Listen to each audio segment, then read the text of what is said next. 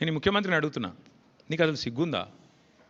Maharashtra police వాళ్ళు వచ్చి ఇక్కడ నెలల తరబడి ఆ కంపెనీలో కూలీలుగా చేరి, కార్మికులుగా చేరి, నెలల తరబడి పరిశోధించి, చివరికి అది డ్రగ్స్ అని తెలుసుకున్న తర్వాత, నిర్ధారించుకున్న తర్వాత, నీకు ఖబర్ లేకుండా, నీ పోలీసు వాళ్ళకి ఖబర్ లేకుండా, నీ ఇంటెలిజెన్స్ వ్యవస్థ కుప్పగూలిపోయి, వాళ్ళు వచ్చి దాడి చేసి, మహారాష్ట్ర పోలీసు వాళ్ళు వచ్చి హైదరాబాద్లోని చర్లపల్లిలో దాడి చేసి 12,000 కోట్ల డ్రగ్స్ పట్టుకున్నారు.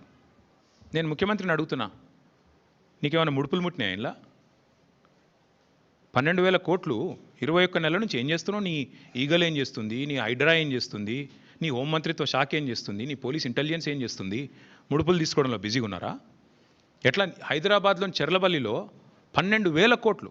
ఇది భారతదేశంలోనే రెండవ అతిపెద్ద డ్రగ్స్ ఇప్పటిదాకా దొరికింది. ఇదివరకు ఒకసారి గుజరాత్లో దొరికింది 21,000 కోట్లు. ఇప్పుడు రెండోసారి 12,000 కోట్లు. సిగ్గులేని విషయం ఏంటంటే, సిగ్గుపడాల్సిన విషయం ఏంటంటే, మన పోలీసులు ఖబర్ కూడా లేదు. మహారాష్ట్ర పోలీసులు వచ్చి దాడి చేసేదాకా మన పోలీసులకు ఖబర్ కూడా లేదు.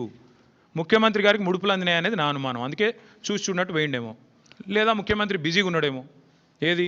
ఎవడు రీట్వీట్ అవుతుండు వాని మీద కేసు పెట్టుర్రి, ఎవడు పోస్ట్ పెడుతుండు వాని అర్జెంట్ లోపలేయండి, లేదా గణేష్ కాడ పోయి కొద్దిగా స్టంట్ కొట్టినట్టు చేద్దాం, అక్కడ కేసీఆర్ పాటలు బాగా పెడుతుర్రు, పోలీసు వాళ్ళు డీజే బాక్సులు గుంజుకోవాలి, యాంప్లిఫైర్లు గుంజుకోవాలి. గదే పని ఏమున్నది ఇవాళ పోలీసు వాళ్ళకి రాష్ట్రంలో పని? పాపం పోలీసు వాళ్ళ బండ్లలో డీజిల్ దిక్కులేదు. మేము మమ్మల్ని అరెస్ట్ చేస్తుంటే హరీష్ రావు గారు అడిగినారు, ఏమైనా నీకు టీఏ వచ్చిందని అడిగారు. పాపం ఆయన నవ్వుతుండు పోలీసు ఆయన. డిఏ వచ్చినాదే, టీఏ వచ్చినాదే, మీ బండ్లలో డీజిల్ అని వస్తున్నాదే అంటే చెప్పలేకపోతున్నారు పోలీసు వాళ్ళు, నవ్వుతున్నారు. అట్లాంటి పరిస్థితి అది వాళ్ళు. అందుకే ఈ రాష్ట్ర హోంమంత్రికే ముడుపులు అందినట్టుగా నాకైతే అనుమానం ఉంది.